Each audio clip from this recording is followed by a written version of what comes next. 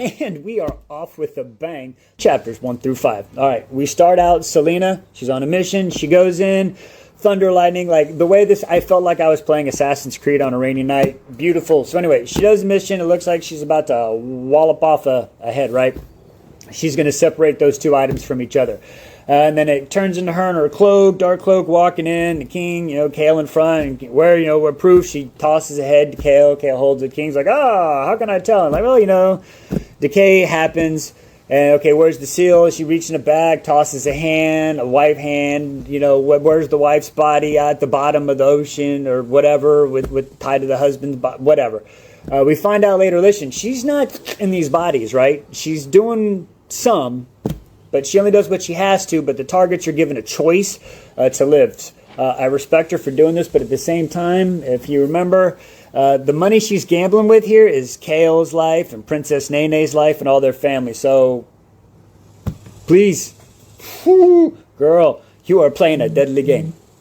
Anyway, digressing, so let's get back into it. We see how her and Kale's relationship is blossoming. He's keeping her fit. She's helping him work through his issues with Kane because he's never had anybody, right? So that kind of works out. They're hanging out at night. Dorian comes by a few times, still trying to get in there. It is what it is. I think that's going to happen at some point. And then we find out how this douche canoe, Roland Havillard of meh. Oh my God, what a douche. Meh. You know what, I get that right. Anyway, he's a douche. Kale punched him in the face because he stole her girl and that hurt Kale's heart. So she makes him feel really good, being like, hey, if the girl was willing to leave it for that douche canoe, then you're better off without her. So yeah, Roland Havillard of meh. He's a cousin and a douche canoe. And then we find out, this is where we start to get some interesting plot twists here, okay? And this is, if I get off and I'm incorrect on something, please correct me. But this is where we find out about a crime lord named Faron. And he was killed by Wesley, who was a personal guard of Arabin, the king of assassins, right? Her trainer. Well, she finds out that Wesley was the one that killed Faron, but then the king of assassins killed Wesley, right? So that makes her think, wait a second, me and Sam, and I understand why everybody wants me to read Assassin's Blade now, because we get the Sam backstory, but I'm not going to lie, I kind of like how it's edging you on this part, okay? I kind of like the details, so just bear with me, okay? I'm not saying I shouldn't have read it first, but right now I'm liking how I'm just getting the bits and trying to figure it out. So let's just leave it at that, okay? Well, anyway, so we find out that Faron is how Sam died, and she feels responsible for that. So it's possible that King Arabin sent her and Sam to kill Faron, but that was a trap.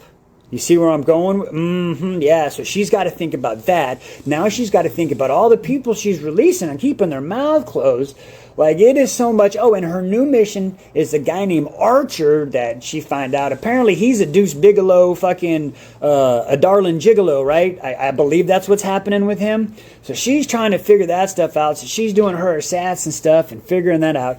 And then we start to get into the what the fuck moment, right? So after her evening with Kale, she's like, oh, crap, she tells the story of Sam, so she's like, I'm going to go to the library. As she's walking to the freaking library, she sees this extra dark, hooded figure, like the cloak is so heavy that you can't see anything. And they kind of feel, and they stop, and then they kind of turn around, and even says they sniff and screech, it sounds like an animal, and they start walking towards her, and then all of a sudden the fucking amulet goes, and the screeching fucking bounces out. So that shit even freaked this assassin out so bad, and she's like, you know what, I'm just going to dignifiably, I don't know how you want to say it, she's like, I'm fucking out. She just turns around and says, I'm fucking out, fuck this shit, I'm out. For an assassin to say, fuck this shit, I'm out, that makes me wonder what the fuck is happening. Door knockers, dinners, douches, and death threats. Chapter 6 through 10. Okay, folks, let's get into this one. So, we start out and we meet Mort the door knocker. That is everybody's childhood from Labyrinth. That is the door knocker. I'll say it right now. I love it. It is great. Thank you for that memory. Mort gives her her faith, and she just doesn't want to accept it. She's like, I ain't got time to deal with this shit, but my love, you're going to deal with this shit. That's why you're the badass. So, nope, she doesn't accept it and bounces. Trust me, she's going to accept it at some point. digressing. So from there, she ends up taking Kale on her mission to meet Archer and set that whole thing up. So they go into town in the snow and the dress, and they set that up, bump into freaking Archer. This is where Kale finds out that, hey, they know each other a little bit more than he expected. And we find out Kale's a little bit jealous. I mean, he doesn't cross that line. He definitely loves her and cares about her or worries about her, but he knows he can't do anything, so he doesn't cross it. So he's in this very, it's rough for him, but he deals with it.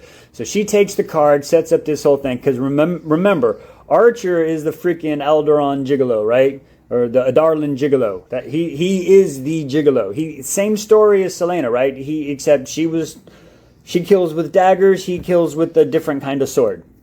You're with me there? Okay, let's do it. And he doesn't really kill. His sword brings pleasure. But digressing. Okay, anyway, so after that dinner set up, they go back to the castle. She gets put on guard duty that night for a big meeting, not a meeting, but a dinner with the king.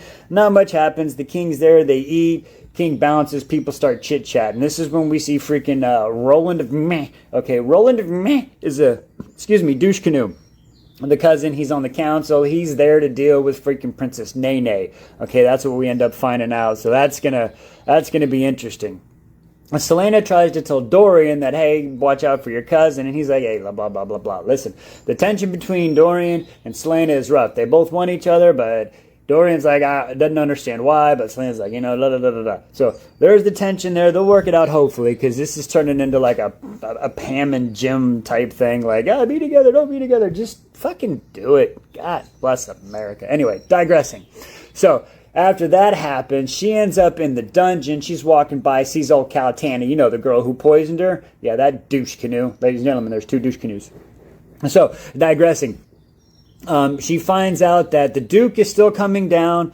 Guards are turning their back, so I don't think anything good can happen from that. And she's going to tell, Kale, and apparently that does get fixed. But she's also an opium addict, and she's having withdrawals, talking about seeing crows, but she's so far down. So my question is that the opium withdrawals, or have the Duke been coming down using that magic ring, and she's seeing the ghost and the stuff, and she's like in the between realms, okay?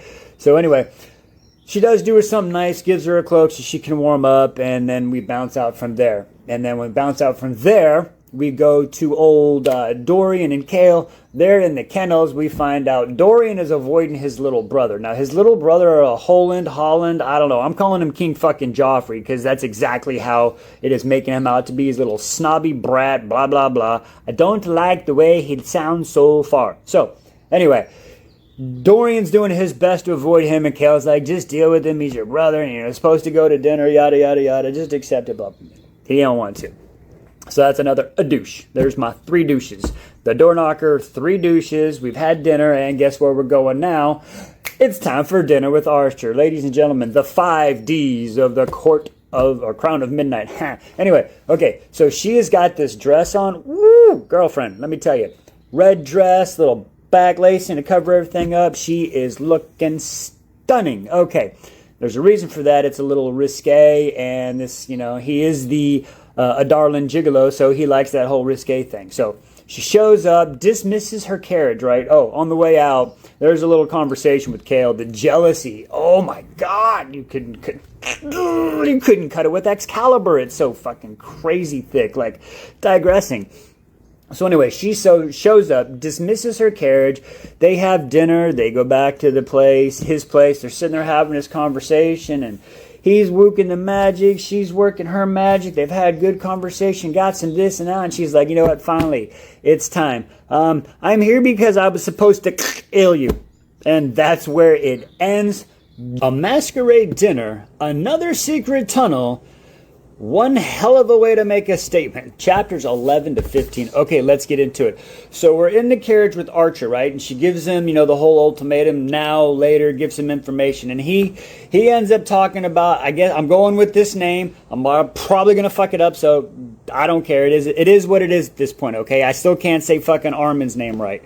Bear with me. But anyway, her name is Aelin Gladathenius. Whatever her name is, okay? Anyway, she's apparently the rightful heir to the throne, and she's like, wait, she's supposed to be dead, so we go through this, and he's like, listen, I'm gonna hook you up. We're gonna go to this masquerade ball, right? So a couple days go past. Her and Kale have some conversation, but we'll circle back to that, okay?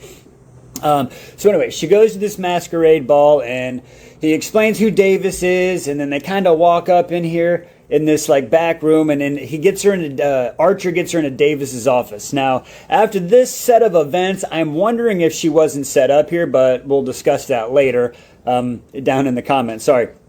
So she's in the office snooping, and she finds a riddle, okay? And the riddle goes, "It is only with the eye that one can see rightly." Now, I have no idea what that means, so she's definitely, it's better than the riddle in Akatar in the first book, because that one was, as soon as he heard love, but I don't know, digress. I think I found this answer already.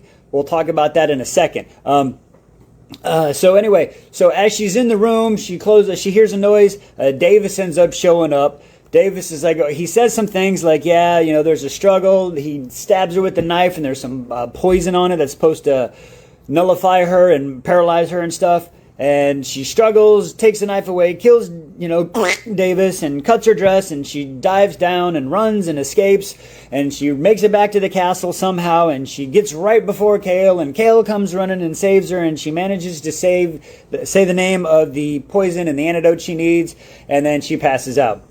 And then we wake up the next day, and Kale's there, and this is where, okay, we're going to talk about her and Kale, like in the elephant in the room, okay? Because listen, before this, they have a conversation about training and this and that and the guards, and then later on, they're going to be at a dinner, and they're looking at each other's eyes and the way that everybody feels around her, and the guards are so comfortable. Okay, listen, there's something there, but neither one of them want to admit it, I guess, at this point. It is crazy that tension is there. Like, you don't need this, girlfriend. You better pay attention.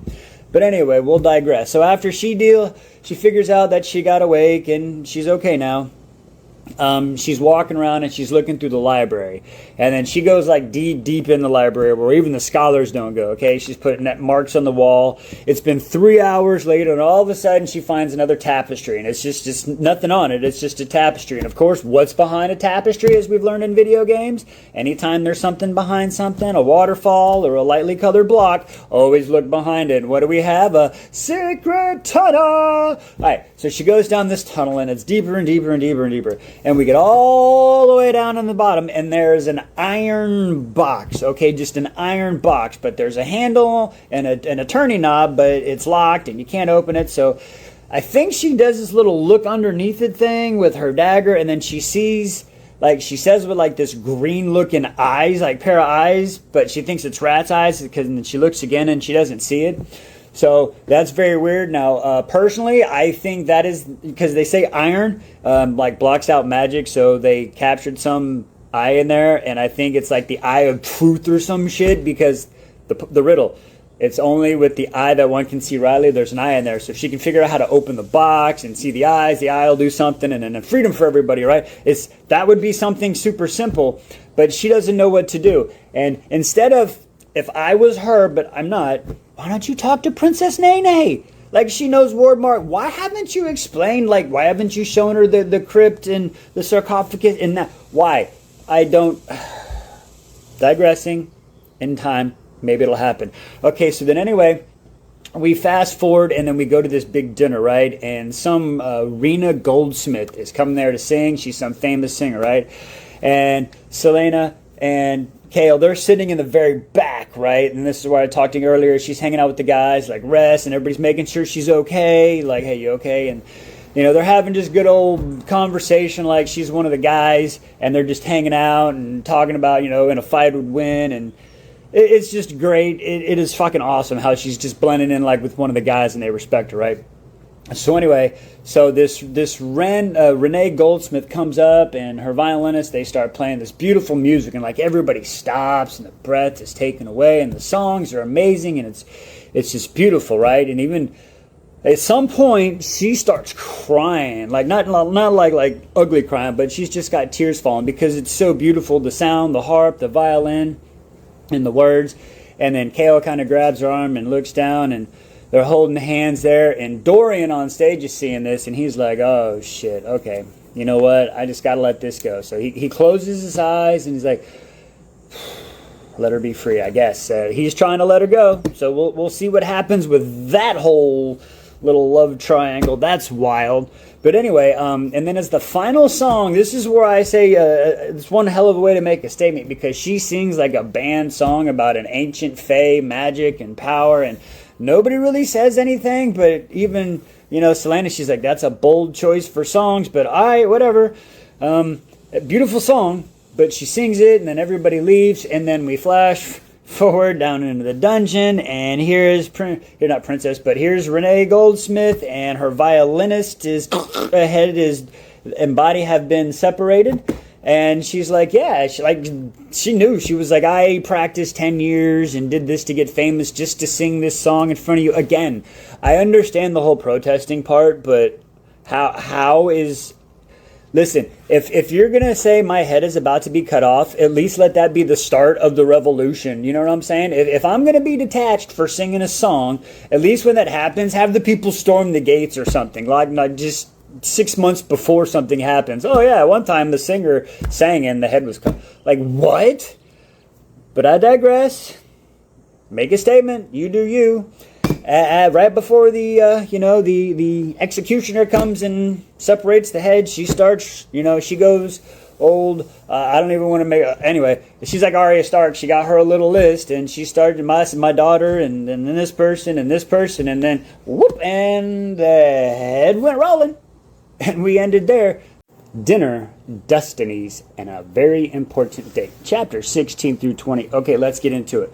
We start out breakfast with Nene, right? And they're having a discussion about trust and why she, and these people. And finally she's like, I ain't doing it, dude. Okay? So she tells her she's not doing that. And she's like, after she says, oh, wait, you're not doing that. The king could probably, if you, so how are you going to tell me you're upset with me because I'm in people, but then since I'm not in people, you say, be careful because the king finds out, he'll you.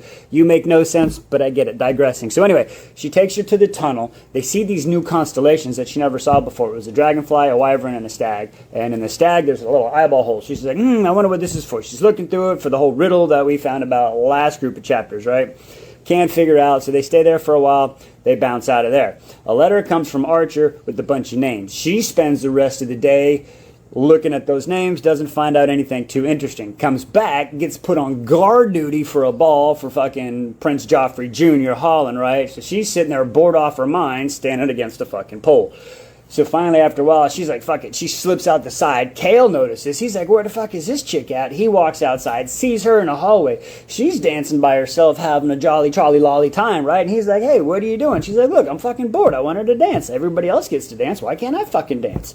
He's like, you know what? Cool. Let's dance. And she's like, wait, you said we can't. He's like, it's a different time. So they fucking start, da-da-da-da-da. They're dancing, and they're just, like, the whole world just disappears, okay? She's realizing feelings are for him. Bum-ba-da-dum-bum-bum-bum. But there's a line. Will he cross it? Who knows? Anyway, digressing.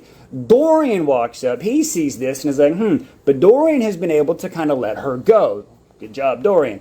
As he's about to say something, Princess Nene, she walks up and is like, hey, D-Man, let's talk to you really quick. So she explains that she's having to work with fucking rolling a meh with some dude, and they're talking about expanding the mines, right, where all the people go and do the stuff. And he's like, wait, that's fucked up. We don't need to do that. And she's like, yeah, listen, dude, you got a power deep inside you. You need to release it. Like, release the good. Like, that's all I'm saying. Like, release the good. Like, what the fuck? And she's like, come on. She's drawing ward marks everywhere, whatever's happening, and touches him, and all of a sudden he's getting like a little grumbly in his tumbly, right? Like, what was that? Anyway, so they have that conversation, leaves. The next day, he goes to the meeting of the council meeting, right? And everybody walks in, and this is where we're rolling, and meh, he comes up and he starts talking about this plan. And as he puts his hand out, all of a sudden, Dorian's like, wait, this motherfucker got a black ring too. Now there's 3 of them as he worked his way in. So anyway, so the Roland and me, he gives his freaking plan about the expansion of the mines, right? And Dorian's like, dude, this is fucking bullshit. Like, how are we supposed to win the hearts and minds of people if we're fucking putting them in mines? And his dad's like, Prince Young Man, you need to shut up. And you're going to lose your vote. And he's like, fuck it. You want my vote? My vote is fucking no. Fuck that shit. I'm out. And he storms out like a little 13-year-old, but he's rightfully just. Good point. Bad thing is, now you don't know what fucking happens. But I digress. So he storms out. He's pissed. He fucking walks all the way down to the stone part of the castle, right? And he's going to do like 80% of probably men would do when they're super pissed and they want to take it out, but they don't want to take it out on anybody else, so they find the nearest wall or something they can scream at. Well, this dude comes up and is like, wah, fucking like Bruce Lee's the wall, expecting to break his hand because it's rock, except it doesn't. The rock kind of crumbles, a little splinter goes up, and a perfect circle falls. He's like, oh, sure, it's glass. Protects himself. He's like, what the fuck? Do you believe in magic? And I know you do. But he's like, dude, we ain't had magic in so fucking long. Like, this doesn't make fucking sense. Like, what's happening? So he tries to find Princess Nene, but he can't find her. So he goes and sits by fucking Selena's room, but she's not there because she's in Kale's room. They're having cake, having a good time. And as they're sitting there, she's like, dude, you know, this is the life I could have. This is the peaceful life. If there was peace in the land, this is who I would want it with. And she's like, oh shit. Well, they eat some cake. He passes out. She rubs over and kind of rubs his head and is like, good night, my love. But doesn't really say that, but that's what she's thinking, right? She goes back to the room eating her fucking cake, and that's where Dorian's there, and then he's like, oh, she's like, yeah, I don't know where the princess is at. He's like, I bet. So she bounces, wakes up the next day, and freaking Dorian is just, he's fighting people, sparring, because he's trying to release all this anger, right? Because he can't sleep because he's so fucking pissed. So he's beating everybody. Roland comes in and talks to him. He's like, hey, after you left, like, we ixnayed on that, and the dude was pretty pissed, but... And Dorian's like, maybe I can work with him to see what's happening. My father's in our circle. So now there's this crazy little political triangle going on with the son, the cousin, the dad, the duke, and all these douche canoes up here in fucking charge. It's, I mean, that's typically how it is, right? Anyway, digressing. So we moved Dorian after the conversation with Roland. He walks outside and they're setting up this big old fest for fucking Holland as a late Yule Mass present, right? A big old fair. And as they're sitting there and he's looking at stuff, friggin' old Kale and Selena, they fucking walk up and they're like, hey, what's in these things? He's like, hey, you can't look now. And then all of a sudden, music starts playing, and this little old lady walks out. She's got these metal teeth and yellow legs, and her name is Baba Yellowleg. I believe that's what it is, Baba Yellowleg. And she's like, learn your future, learn your faith. And they're like, chick, you kind of weird. And she's like, yeah. She starts saying, like, Kale, like, you're for the Silver Tongue Lake dude. And she's like, wait, what the heck? So that kind of freaks her out, like, freaks them out. Like, could have learned your faith, but they bounced. So they end up leaving there because they just really don't want to be around that. Everybody else leaves. Selena goes to her room that night, and she's thinking, and she's like, maybe I can use the amulet like I wanted to do on the eyeball thing. So she decides to go down there. She tries it. It doesn't work. Her and Mort have a conversation, and Mort's like, you're asking the wrong questions. Like, hello, it's a hint. Think of the right question, but I get it. She can't. Excuse me. So then she ends up freaking doing that thing, and then we wake up. Well, we don't wake up. We flash forward to Kale, and Kale is waiting for her at training. He waits 10 minutes. She doesn't show up. So he goes back to her freaking room, and he's like, hey.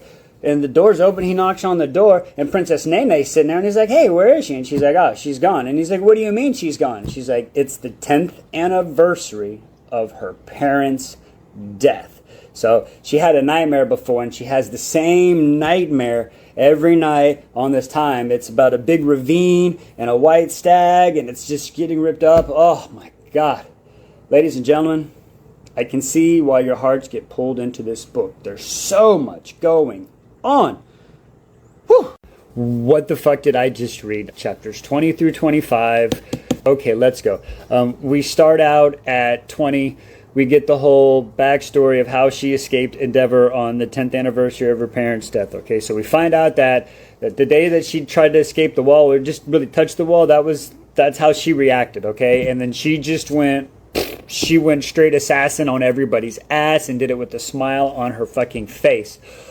Wow, literally, I understand she's the original John Wick, but that felt like a fucking John Wick movie. If you want to understand the pace of how she did it and what it felt like, a John Wick scene. That's how you can put that scene into action in your mind. That's how it felt. It was bam, bam, bam. It was fucking chef's kiss. Anyway, digressing. Then we move on. I'm going to tell this story in kind of these chapters in two different parallels. We'll go with Dorian first. So Dorian's in the library, and he's looking for where magic in his whole family tree kind of went through, right? And he's looking through it, can't figure out. He sees family trees, this, that, other. He remembers how he knew Aylin. I ain't fucking up her last name. So AG, and she got a cousin. His name is like Adion or something. Again, if you came here for proper naming, just that way. We say whatever comes out. So yeah. Anyway, the cousin doesn't like Dorian too much. Like, he's like, I'm pretty sure he would if he could have the chance. So he's like, if she were actually alive, would we be allies or whatever? So he goes through that. While thinking about that, all of a sudden he starts getting attacked by the books. Like, they start flying off the wall. He's like, oh shit, ducking, dipping, diving, dodging, right? Comes down, he's like, oh shit. He starts putting the books up because he ain't trying to get all right. So then he leaves here again. His timeline, some other things happen, but with him, he goes and he ends up talking to old Baba Yellowleg, right? And it's their lunchtime. She's eating her little chicken bone marrow, slurping and nastiness.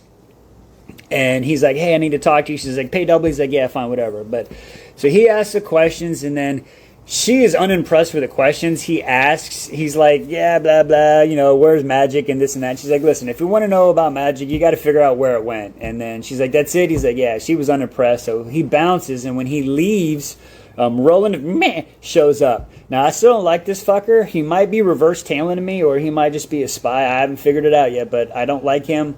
Haven't liked him from the start. But anyway, digressing. He has been voting with Dorian when it comes to the council meeting, so right now he's trying to get in Dorian's good graces, so we'll see what happens with that.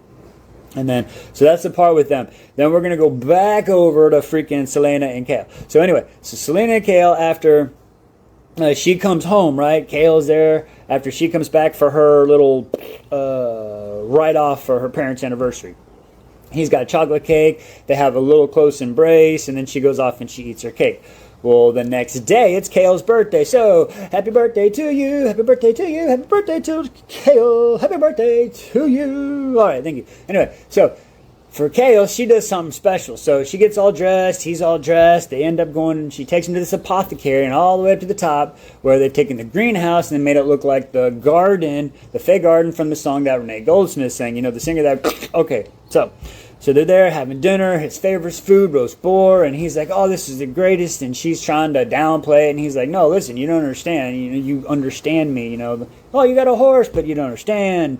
So finally, and this is where she ruins dinner, I thought she fucking ruined it here, because she's like, hey, I gotta tell you something, so, those people, the king told me to, yeah, well, see, that hadn't happened, I kind of set him free, and he's like, wait, what, then the king's gonna you, and then he'll make me do it, like, what are we doing here, and she's like, well, listen, I'm gonna try to do some stuff and shorten my thing, and I'm bouncing, and he's like, well, what about me, and she's like, well, what do you know, let's go, so they're like, oh, wow, so they kind of embrace in their first kiss, right, so that happens, they go back to the castle, kind of sneak in, and okay, ladies and gentlemen, it was a fade to black scene. There was no crazy sex in it, nothing crazy. So, gentlemen, anything you're looking for the wingspan or the Girthinator 5000, nope, didn't happen in this one, not yet.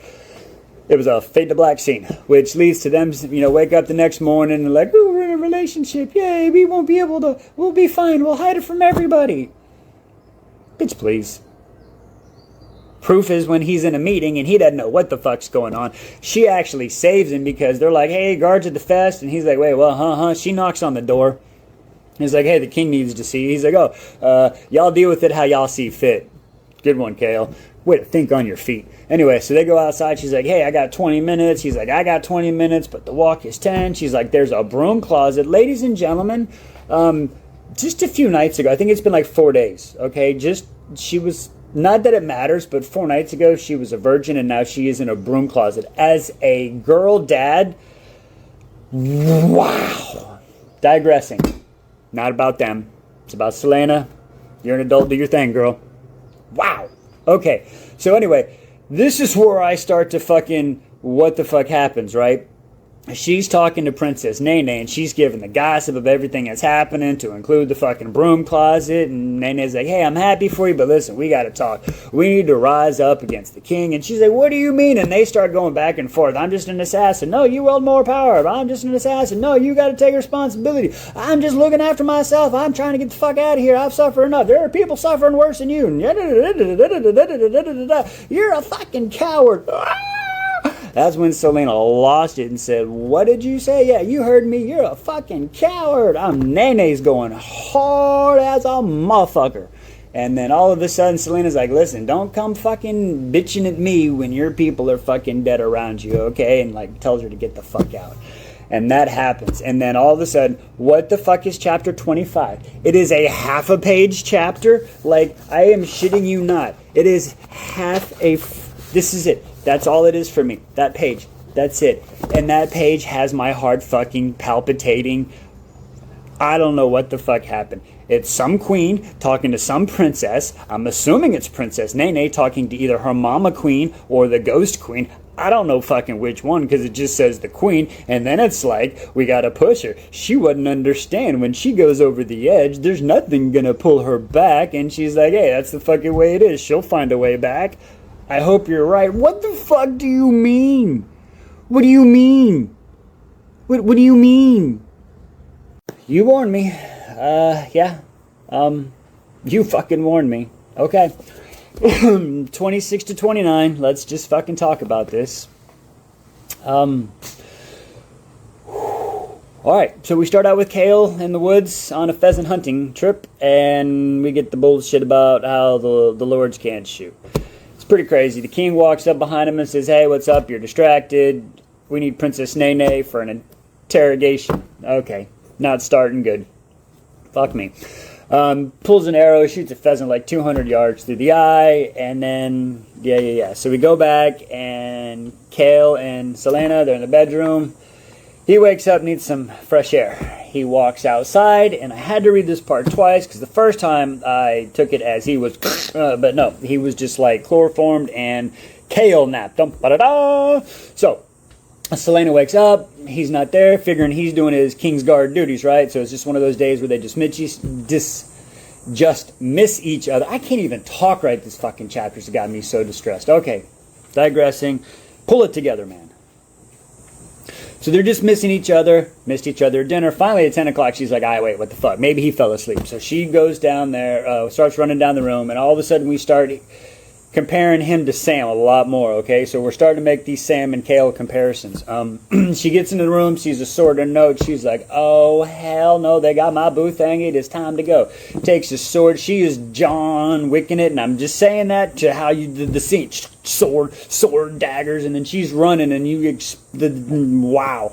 Okay, next off, they need to turn this into a video game, like Assassin's Creed. Don't call it Assassin's Creed. Like, give it its own freaking title and story, but this would be so fucking fun to play. Just tell me you wouldn't. Guys and gals, y'all wouldn't play this if you could fucking walk around as Selena. I'm just saying. Think about it, $1 million idea. Anyway, digressing. So, she's going down, jumps up on the building of the warehouse. She looks in, and she's like, all right, these motherfuckers. She comes in. And again, we get another reference of this whole event and Sam, again, which I know we're going to find out about Sam and Assassin's Blade, okay? Everybody's been telling me about that, but we'll get there. So, and she does the same move where she runs, jumps off through the fucking window, fucking whoosh, daggers to the fucking left and right, 2 archers down, hits the fucking rail, 2 more daggers, archers down, jumps over the fucking rail, arrows hit right where she just was. She's down on the ground, swords are drawn, ching, ching, ching, ching, ching. Dudes are flopping, arms are flipping, it's and all of a sudden some old dude's like, stop, it's enough, and then there's whatever happening, and shit's just going off, and some old dude comes out, and then finally a hooded figure comes out, and the arrow's coming right towards her, right? Archer, it's fucking Archer, ends up taking an arrow, flipping the hood down, is like, stop this, finally stopped the whole fucking fighting, right? And then this dude, this big guard that's been like beating the shit out of Kale, right? He's got like all 2 swords. He's like, they're trying to get calm. And Selena just kind of, oh yes, kitty, hang on. Sorry, Francois wanted to go inside. Okay, so anyway, she's like, oh yeah, okay, we'll stop. And she's just looking. All of a sudden, she gives a freaking look at this big guard dude, right? The dude with 2 fucking swords, and just gives him a, and they, okay, so they started again. Then the arrow came in. They finally fucking stopped. And she's like, Archer, what the fuck? And Archer drops a bomb like, listen, hang on. She's like, hey, you got 1 sentence to make me not just everybody, okay? I forgot. I got it very important. 1 sentence. And he's like, I've been working with Princess Nene, yada, yada, yada. And she's like, wait, what? Okay, so she drops the sword and she's listening to this whole shit. And then all of a sudden we find out that they're trying to explain, like, as soon as I start talking about this, my heart is palpitating. Archer's trying to explain to her the whole thing, what Princess Nene's doing, and that Kale's not being a good guy. And Kale's like, wait, if you said you were here to question me, you didn't ask me questions. And they're like, oh, we realized you weren't the guy, and yada, yada, yada.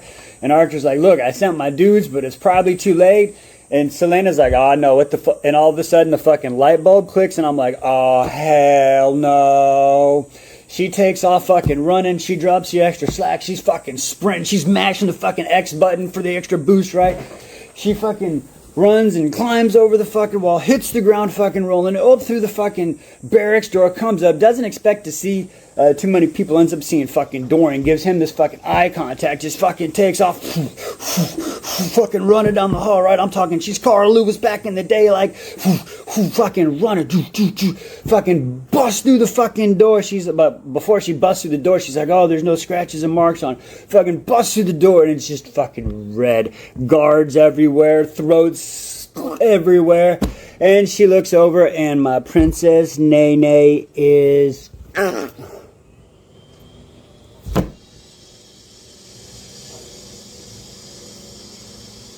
I'm fucking crushed. Selena snaps and ends her relationship quicker than the kiss cam at a Coldplay concert. Today on Wise Beyond the Glass, Crown of Midnight Edition, chapters 30 to 34. Let's get into it. Okay, so again, Selena snaps. She just hears the voices behind her head saying, don't do it, don't do it. She ends up wrestling and tussling with Kale. She's on the ground. She is about to plunge a dagger deep into his heart. She scarred his face already, and as it's about to come down, Dorian, using his magic, people don't know this yet, Selena picks it up, hisses at him, but somehow his magic ends up keeping the dagger from going into Kale's heart until the guards come up and knock her ass out, right? And then they're going to end up taking her down to the freaking dungeon, right? Now, really quick, while they're taking her down to the dungeon, we hear the story about how Kale is telling Dorian how fast she was running, right? Like, this chick took off on foot. I was 3 steps behind her, jumped on a horse, and she pulled away. She was like, she made Usain Bolt look like he was running in molasses, okay? Like, ugh, she was gone. Which makes me wonder, is she really Elaine G? Is she Elaine Garble? I'm fucking her name up. But you know, is that her? Are they 2 separate people? Am I going to get it? It's really her and she's some unknown princess? That popped into my head. Anyway, digressing, here we go. Okay, so as she's knocked out in the cell, she wakes up, Caltani's sitting there, and she's like, oh, hey, she kind of fills her in. It's like, yeah, hey, they put a sedate in the water, a little food. She's like, all right, cool. And then Caltani's like, hey, they said if I married the Duke, they'd let me out of here. They're like, wait, you tried to kill him? But they're like, yeah, I don't know, but I'm getting the fuck out of here. So I guess she's going to do it. And then Selena ends up spending the next few days like Feyre under the mountain, drinking the sedated water and just sleeping through it, right? It's been 3 days. Sorry. So then after that happens... yeah, and as she's doing that, all she's saying in her head is you're nothing more than a coward, which was the last words that she said to her friend, Princess Nene, who is unfortunately no longer with us.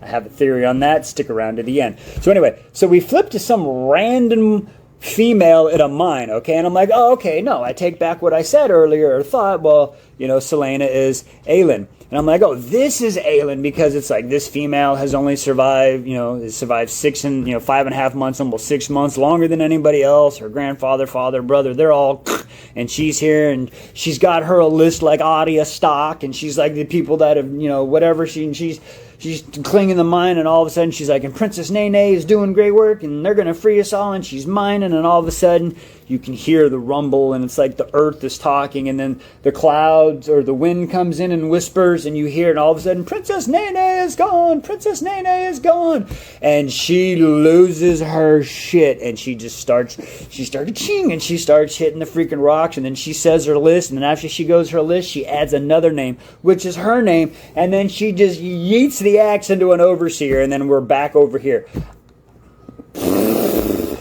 Thanks for that. Okay. Everybody's mad. I don't feel too upset now that we lost Nene, because it's about to start a revolution. All right. Put my notes real quick. All right. And then we get a quick POV from Dorian, where he's trying to figure out, like, man, I got to figure out how to control the magic. You know, I stopped her. I put this arm around her, but I can't control it yet, and if I don't do it, my dad's going to kill me. Man, what kind of man am I? I'm not standing up to my dad. So he's trying to come into his own and figure out how to control the magic. The Southern Lords are starting to come, so they're coming into the meetings. And right now, Roland of Meh, I still think he's trying to Tamlin us. I'm not sure about him. But anyway, he's still voting with Dorian, so Dorian and them are holding the ground, right? And then we kind of go to...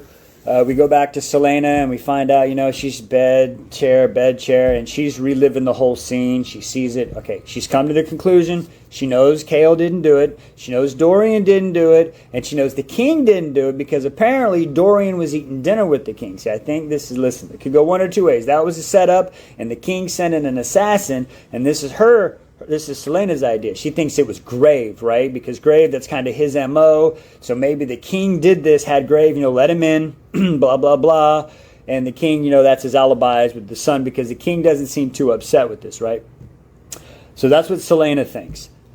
I'm starting to wonder if Princess Nene didn't maybe do this to herself and used it as a way to get Selena to join the fight. If that is, I would be really upset with her choice I understand it, but I would be upset with the decision to do that. So I'm hoping that is not correct, and it really is just Grave, and the king let him in because the whole talk and the whole thing. I don't know. Revenge, riffs, riddles, and a really bad idea that's probably going to work out. Chapters 35 to 39. Okay, let's get into it. She goes on her little revenge tour to find Grave, right? So she sneaks down to the sarcophagus area, steals the sword. Mort's like, you shouldn't do that shit. She's like, fuck off, bitch. I'm doing what I want. Puts gold in her pocket.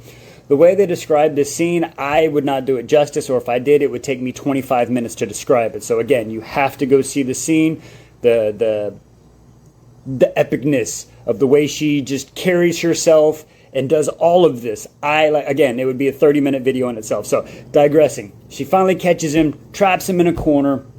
Like the fight is just like that. She runs, takes the sword, and across his shins, cutting the bone across the shins, like a reverse Achilles. You ever ridden bicycles and had them clip up and snake bite but a sword, couldn't walk. Anyway, torches the crap out of him, gets what information she thinks she needs. Comes up, knocks on the king's council meeting door, walks up, just drops the head. Everybody's like, what the fuck? The guard's like, oh, what do we do? She's the boss bitch. Takes a list down and says, these people are dead too. It's all the people from when they kidnapped Chaol, right? So she's being kind of on the info, but the king's like, oh, fuck yeah, impressed. Pay her double. And everybody's like, what the fuck? Oh, yeah. And then Minister Morrison, he was the one that paid her to do it. So they take his happy ass down to the fucking jail, right? Yeah, kitty boy. You want to go inside? 1 second.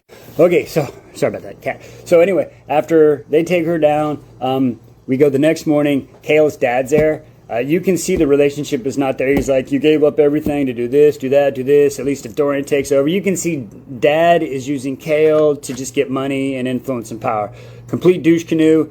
Chaol's dealing with that bullshit. That's all I'm going to sit right there because I have a feeling this is going to come up later.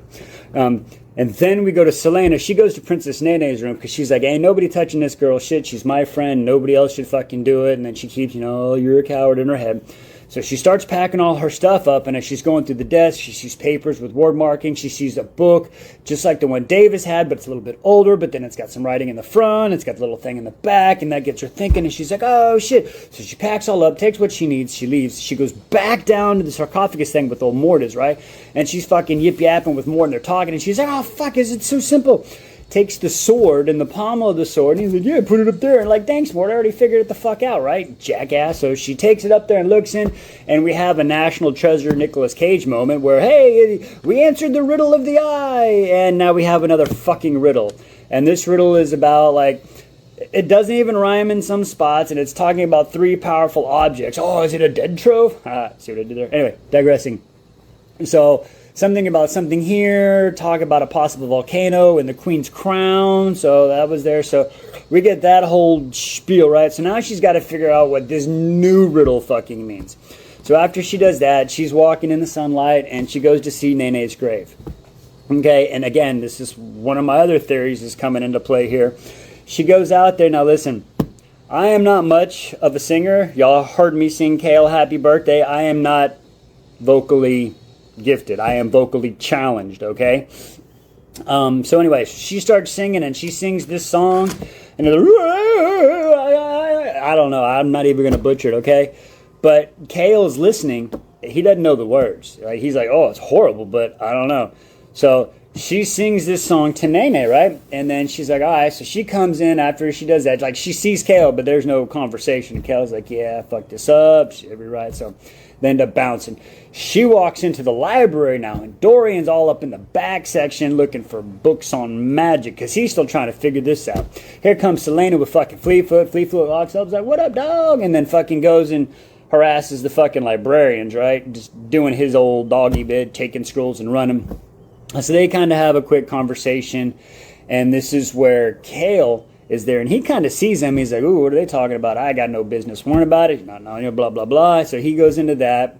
And then he's like, I'm just glad she's talking to somebody. So then he's talking to the head, Kale is talking to the head librarian. He's like, hey, asking some questions about language and songs and this or that. And he's like, listen, those songs are ancient. Nobody would know them. And the only people that would ever know them are fucking nobility. So he's like, what?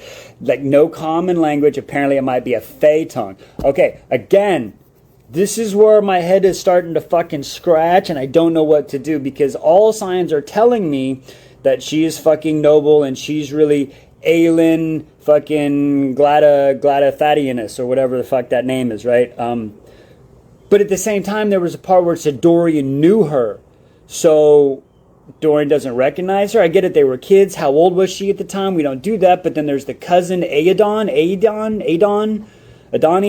Adonis, whatever the fuck his name is. Like, he didn't know it. Like, he can't recognize. Like, I'm so fucking confused. We'll figure it out. Anyway, digressing. So there's that. So her and Dorian end up going and having dinner in Dorian's tower. And when she gets up there, Dorian's tower, it's, you know, she says it's actually cozy, not all like, you know, gaudy like she thought it would be. But he's got the ADHD organizational system, if y'all know what I'm talking about. Again, I'm not making fun of y'all. My wife's got it too.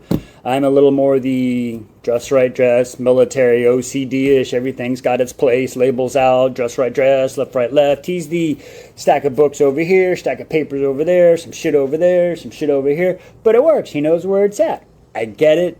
I live in the mess. I mean, the situation. Digressing. So him and Selena end up having dinner, and she ends up staying there all night. And he's like, you know what? Cool. At least she's comfortable and how, you know, whatever. So kind of rekindling, I just want to say a friendship, but she's got nobody. And she realized that because she's not running with Kale in the morning. Her and Nene aren't having their morning meeting. She burned all the like, she's dealing with this. So she's just trying to find some peace. Right now it's with Dorian. Respect to that. And then in the next morning, she goes down and she's hanging out with fucking Mort, right? And this is where I come up with the random fucking dumb idea because she's like, I can't figure this out. And she's looking and she's got the riddle. And she's got this idea of, hey, this has got to deal with magic. Let's go ask people about magic. Who the fuck? People, they killed somebody for singing about magic. And you're just going to go randomly ask people about... The only person you can ask at this point is Baba Yellowleg in my mind. So that's where we're at. So we all know how avalanches start, with just that little pebble rolling. Chapter 40 is that pebble. Chapters 40 to 44. Okay, let's get into this. Selena decides she's going to go talk to fucking Baba Yellowlegs, right? Finally makes her bargain. They get inside her caravan, which is like a fucking TARDIS, right? So finds out that she's going to sell the secrets of Prince having magic. Selena's like, gotta stop this shit. So they ask her questions about the riddle, and she tells her that's really about fucking Ward Gates and Ward Keys, right? So she figures that out, and then all of a sudden, in the process of this, a chain smacks her upside the head, and Baba's like, I'm gonna eat this bitch. Like, she gonna, all right. So as this is going on, we flash outside to Dorian and Chael, watching all the circus carnies, you know, like tear down the stuff, like, okay, this is getting done. To have a quick conversation about, you know, Selena and what's going on. Kale starts kind of, you know, like running his mouth, and Dorian's like, hey, get your ass in your place, bitch. Remember who the fuck you talking to.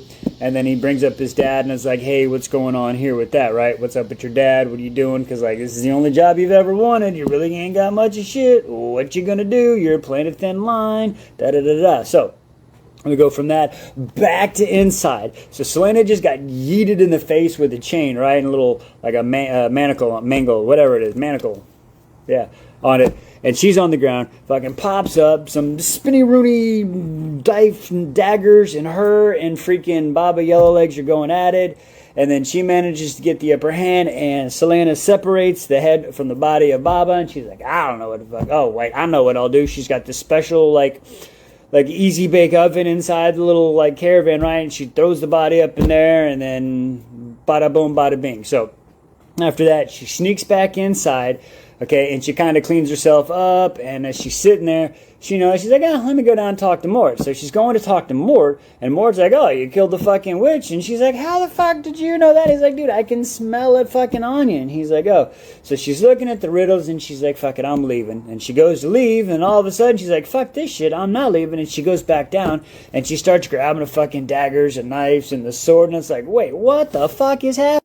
So then, like I said, she's grabbing the things, and then I guess she's turned around and she slowly walks up. Well, as she's down there, Kale is like, fuck this shit, I gotta talk to her. So he kind of fucking knocks on the door. She's not there. He walks in, kind of looks around and goes, God damn, this looks like fucking Dorian's room. It's the ADHD, clean, not clean, whatever the fuck's going on. So he's rifling through the papers on her desk, right? And this is when Kale has the fucking, ooh, it is a fucking gut punch. Not only did he get kidnapped, not only did he fucking fail the duties of however Princess Nene died, he lost fucking Selena. She almost fucking killed him. And now he sees that she has wrote out her will, and he is the sole proprietor of everything. The money, the assets, everything. Yeah. Gut fucking punch, bitch. You kind of deserve what you've been doing, but I digress. Anyway, let's get on to it. So, anyway, Selena walks up behind him and is like, hey, don't worry, I ain't changing. He's like, wait, what? She's like, yeah, it's too busy to change. But anyway, just in case something happens, yada, yada, yada. And she's like, so anyway, you need to bounce. So he leaves. She's kind of sitting around for a little while. And then she goes into the game room, right? And she sees a little poor night piano. So she's kind of looking at the piano, and as she's looking at the piano, remember, Kale just bounced out, and he fucking, before he could even get to his room, he ends up fucking booking it into a broom closet and starts crying his fucking tears. I don't blame you, Kale. We all need a good cry sometimes, but damn, son.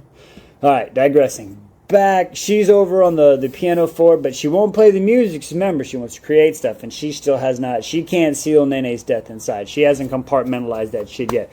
She's like, fuck that shit. So she sits there for like an hour, and then is like, fuck it. She grabs her shit, and she goes to the fucking library, and she finds the fucking Book of the Walking Dead, right? So she sees that. She learns this not magic spell. I don't understand it, but it's not magic, but it doesn't. You're with me, right? Anyway, so she figures out how to open locks. So she's like, okay, so she gets it. So we're going back to the library tunnel thing, right? And she's going down there, and she opens up the big iron box. And then as she opens it up, she sees a bunch of cells, and it's like 99. And then she opens the door, and then the next one, it comes down, and it's this big freaking spiral. And every time it gets smaller and smaller and smaller and smaller and smaller. And it gets little bitty. And all of a sudden, she sees all the way down. She's getting this pounding headache, too, as the whole time she's going down this fucking spiral, right? And then she gets middle, and all of a sudden, it's the stairwell all the way fucking up. So she climbs all the way to the fucking stairwell, and she realizes, motherfucker, I am in the fucking castle tower. Wait a second. Elaine told me I need to watch out about the 8 tower guards and shit. I should probably leave. You mean now you should leave? Not when you saw the destroyed doors and the crutch. Like, I forgot to talk about that, but after she gets to a certain point, like, doors are broken, like, bended from the inside, like, pointing, like, what the fuck is happening, right? So anyway, so as that happens, we get a quick flashback back outside. As she was going in, Dorian, he was peeping her, right? He was like, oh, shit, I'm not following her, but I just kind of saw her. I want to see what she's doing. So he's walking down. She's already up in the fucking tower, and all of a sudden she's coming back down, and she's leaving. She hears this fucking noise, and she realizes that scary, creepy fucking thing with the eyeballs that we saw underneath, and the scary fucking thing in the library. Yeah, that shit's fucking coming at her. So anyway, she's fucking running. They're running. She's trying to slam the doors, but it's coming through. And finally, Dorian hears her fucking screeching and screaming. And he's like, Selena. And she's fucking screaming, Dorian, run. He fucking turns and books out. So they're fucking running. So they're fucking running. They get to the last door. She's trying to close them all the way. And they're trying to close it. Their hands are out. It's got her in her fucking arm like she's screaming. And they're both fucking pushing and holding. And Dorian, all of a sudden, the magic's coming through. Remember, this dude doesn't know how to control shit yet. fucking hair all wild. And anyway, digressing. So he's trying to close the door and it gets real hot. And she's like, wait, what the fuck? And he's like, hey. Like, they managed to get it for a quick second. She's like, go find me the book, The Walking Dead. And he's like, I don't know where it is. She's like, trust me, you'll find it. It'll find you. So he runs to the fucking library. She's holding the fucking door, like, trying to brace it shut. He finds the book, brings it fucking back. She's strumming through the book, finds a barrier paralyzation holding spell. And then she's like, okay. And he's like, what? And she's like taking her blood and she's using that to make the ward marks, right? And he's like, all right, what do we do? And he's like, listen, when I say now, open the fucking door. And he's like, you want me to do what? And she's like, when I say now, open the fucking door. So she's like, all right. She's like, ready? Now. So he fucking opens the door. This big scary motherfucking thing. I don't know what the fuck it really is. I don't think we got a name. Jumps through. She finishes the spell. It freezes. She grabs the sword. 1, 2, its head is gone. And then she ends up going, slicing its arms off, opens up its body, and we're sitting there. The head looks strangely like a human, and it has a human heart. She's like, maybe the fucking king made this. I don't know what the fuck happened. So they're there, and he's like, you think this will hold? They're like, yeah. So they leave the fucking library, go back to fucking Dorian's room, and they're sitting there talking, and they're like, okay, we're going to talk about what just happened. And she's like, yeah, you tell me. And so she's telling her story. And then she's like, so you got fucking magic? What's up with that shit, jackass? And he's like, yeah. So he tells the fucking story. And they're like, well, what do we do now? And she's like, okay, first, we're going to go get some food. Then we're going to see some fucking healers. Then we're going to get a bath in that motherfucking order. And until then, we're going to take a break, okay? We're going to take this shit day by day.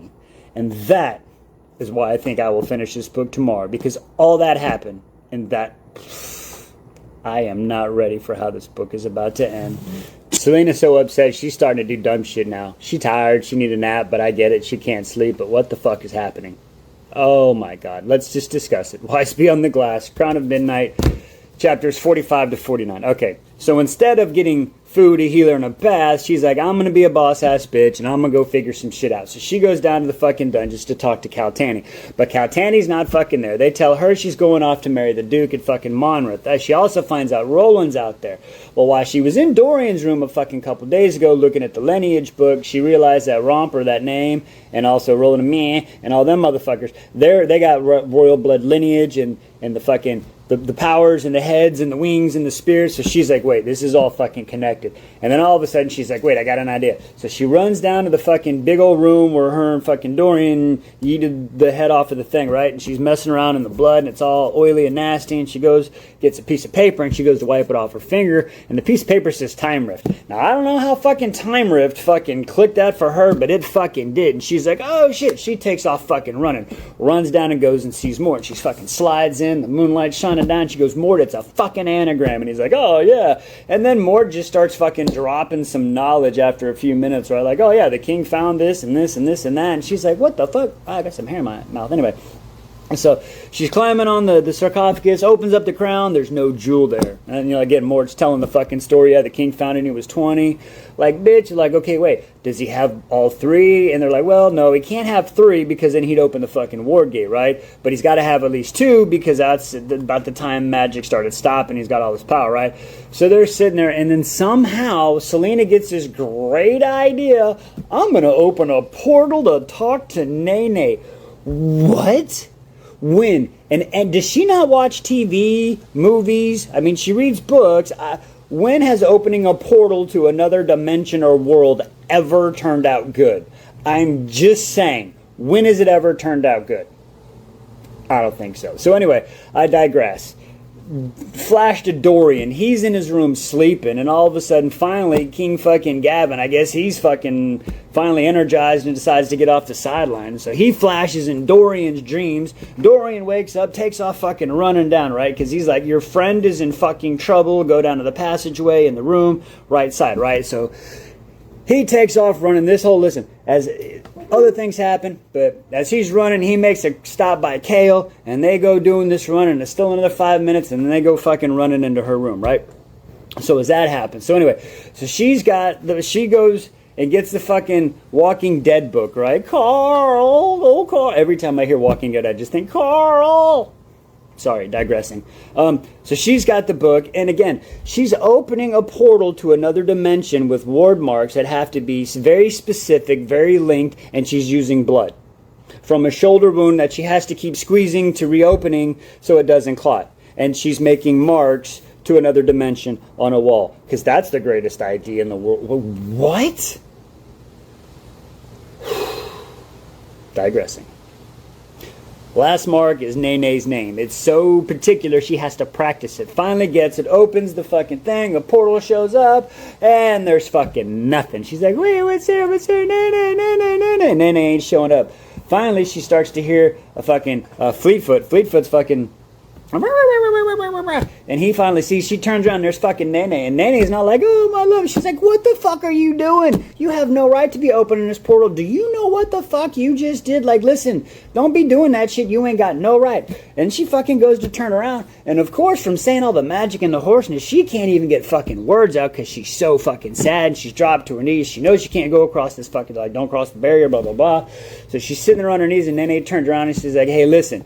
And she says, and I'm going to shorten the quote down, but she's like, I knew what my fate was to be, and the only way to begin change was to do what I had to do. So again, I don't know if she herself or she just knew it and accepted her fate. It was one of those, okay? So, I'm not sure. But anyway, as this is freaking happening, we hear fucking something in the background. She turns around and it's fucking Archer, right? And fucking Archer's there. So now she turns around. She's trying to warp the blood and the ward marks off. But that's not fucking working. No, because this isn't just some regular fucking portal. Sorry, flipping my notes. This is a fucking special ward mark portal. And it just doesn't close like other. And fucking, so all of a sudden she starts hearing this fucking noise. And this scary creature, sinewy creature comes out. And she's trying to battle. And it's fucking got her. And here come Dorian and Kale. And Fleetfoot's trying to guard it. And they're fucking fighting. And Archer's sitting back there mumbling some shit with the fucking book. And he takes off running. And she's been hit upon the head. And Kale's fighting fucked up. It is so wild what happens. And then finally they're looking and they're like, hey, I get the book for me to close it. And she can't fucking move. Like, she's like, I guess she's concussed, but gashed on her head, bleeding, like whatever. And Dorian's picking her up, trying to get her. And Kale's fighting. And they're trying to get out. They're like, fuck it, we'll just secure her down here, right? And they're going back, and all of a sudden it's Dorian is pulling Selena, and Kale's fighting this monster. And all of a sudden, the fucking Fleetfoot's injured, and the monster fucking sees it and just decides to grab fucking Fleetfoot and goes inside the fucking portal. Kale is like, I have to redeem myself and maybe I can love again or she'll like forgive me. Without hesitation, after Fleetfoot goes in, he fucking yeets himself inside the portal to save fucking Fleetfoot. So he goes in the portal. Selena sees this. She's like, oh, fuck no, what happened? She does some twisty-turny fucking thing, which causes Dorian to clunk his head, but loses grip on her, and she takes off fucking running, jumps through the fucking portal, and as she's coming through the portal, she transforms into this fucking, like, ears point, canine teeth. For a second, I thought it was a vampire, but it's like she turns into this fucking fae with a sword, and it ends right there. Who would have thunk it? Opening portals to other worlds would have been a bad idea. Today, on Wise Beyond the Glass, Crown of Midnight Edition, the stunning conclusion, 50 to 56. Let's get into it. Recap. Selena opens a portal, bad idea. Archer comes in, monologues the whole fucking his plan to take over power, bad idea there. Kale and Dorian try to come in, crazy sinew monster got everybody fucked up, kidnaps the dog inside the portal. Fucking Kale tries to be Captain Save a Dog Ho, jumps in the fucking portal trying to redeem himself, which leads fucking Selena to jump in the fucking portal, turning into a fucking fae. Okay? So she turns into fae, all her fucking power, because these things are coming at her, into a flaming sword. They get out, Kale and the dog, poof, big fucking cannon, can't get the portal closed, do some fucking spell. What the fuck? We gotta get fucking Archer. Get fucking Archer. She chases him down, right? Fucking dead end room. There's a quick fight. He tries to do some moves. Could tell he's been practicing. But she is fucking Selena Sardathian, the fucking assassin of all assassins. Anyway, digressing. So she fucking is about to make work from him, got the blade across the neck, and he's like, please, please, Nene wouldn't want this. And she's like, you know what, you're right. And he's like, oh, see, you're such a good person. And he's got this grin on his face like, haha, I won again. And she's like, yeah, you're right. Walks up and he's done. She's like, no, Nene, I am not a good person. Nene was a good person, bitch. So Mikhail kind of sees that shit, and she's like, yeah, we'll talk about it later. They go back to her room. They're trying to figure out who the healer's supposed to get first. We're like, dude, Dorian, you're the king, or prince. So Dorian gets seen, and then Kale gets seen, and she doesn't have to get seen because what they don't know is when she transformed into the Fae, like, I healed all her fucking wounds. So she's like, yeah. So she's like, hey, Dorian, bounce out of here. I'll come brief you later. And he's like, did she just dismiss me? Fuck it, whatever. So he leaves. She goes and takes a bath. And Kale finally gets his balls. He's like, I'm going to talk to her. So he goes to talk to her, and she's like, shut the fuck up. Let me explain this really quick. She's like, I care about you. You would always be the one I chose no matter what, but I can't trust you anymore. I'm sorry. That's just the fucking way it is, right? And they're like, oh, okay, I get it. So Kale's like, fuck. So he leaves, goes and talks to fucking Daddy that night. Wakes Daddy up and is like, hey, I got a fucking deal for you. You fucking support me, and I'll come fucking home, right? And he's like, all right, cool, bet. So that happens, and he's doing that. Selena, she fucking goes and talks to Dorian. He tells her like 70%. She told Kale like 80% of all the details, right? So yada yada yada. Hey, you need to go talk to Mord, etc., etc., etc. He'll help you with the whole magic thing bullshit. So then the next fucking morning, we find out about Kale's plan, but the next morning, Dorian finds out about Kale's plan. So fucking Kale stands up, and he's like, hey, we're going to send the fucking champion into fucking Wendelin, and we'll have them, the king and the fucking heir, and that'll be great. And the king's all like, oh, that is a great idea, whatever. And he's like, we'll fucking do all that shit, call the assassin. So she walks in, not letting him see the eyes. Becomes very important. I noticed it but didn't say anything. It wasn't. I didn't figure it out, but I get it. I thought she just didn't want to look him in the eyes, but we'll discuss that later. Digressing. So anyway, he tells the plan, and she's like, wait, what? What the fuck? And Dorian's like, yeah. So anyway, so she's like, all right, if that's what you want, I'm doing it. But she says it a little more sinister, like, as you wish, it shall be done. And she fucking leaves. And she's like, wait, what the fuck is happening? So she bounces out and goes down to the fucking catacombs really quick, because she's got to contemplate what the fuck just happened, because her whole plan is now just thrown for a fucking loop. And Dorian goes and talks to Kale, and Kale is like, okay, this is my plan. He doesn't tell Dorian, but he's starting to do all this stuff. He's trying to make Dorian hate him because he's about to leave, and it just makes it hard, and yada, yada, yada, yada, yada. So they have their conversation. Selena is having a conversation down in the catacombs with Elaine, and she's like, I don't want to go, I got other plans. And Elaine's like, no, you got to fucking go, so pack your shit up, you're leaving tomorrow. And, all right, bet. So she's leaving tomorrow. So she ends up going to Nene's grave, and she goes to Nene's grave, and she starts talking to freaking Nene, and as she's talking to Nene's grave, she ends up like slicing her hand and making a blood pat, right? It's like, the only thing that matters is you, and I will free Elway and all the people, and she freaking does that, right? So she makes this blood pact. And then Dorian comes by to say goodbye, notices she's got her hand wrapped up, has some books, and is like, hey, you know, what's up? He's like, listen. She's like, listen, I will come back for you. Don't worry about it. He's like, what do you mean? She's like, don't worry about it. I'm going to come back for you. He's like, all right, cool. And she's like, hey, you look after my girl for me, old Fleetfoot. He's like, she's my own. I'll even let her sleep on the bed. And he's like, cool, bet. So they all dab it up. Don't hug nothing because, you know, boundaries. So anyway, they dab it up, and then she kind of bounces, right? And she goes out, and then she's on the boat, and they're getting ready to leave, and all of a sudden Kale shows up, and she's like, this motherfucker. So they go to talk, and then as they're having this conversation, there's like 5 minutes to go. She fills him in on the rest of the information, and then whispers a date into his ear. And she's like, wait. He's like, what? What the hell? What the fuck? And then she just gets on the boat, and she bounces, right? And she's kind of leaning on the boat, and she just looks over until, like, you see a little small guy, and she's like, until you can't see nothing, not even a castle anymore.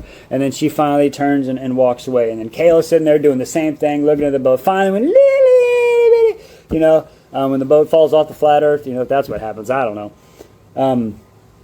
He turns around and is like, what the hell? So he goes back to her room, and he's rummaging through stuff, and this is where he puts all the pieces together, and he goes to the room, and then the date. And okay, the date is okay, wait, that was the date that her parents died, and the date of the prison, and that is like her date, right? And then he starts going, he starts looking at the history, and he starts going, it's like, wait, this is when the parent died, and this, and he's all puts together, and he figures it out. We were right, we were fucking right.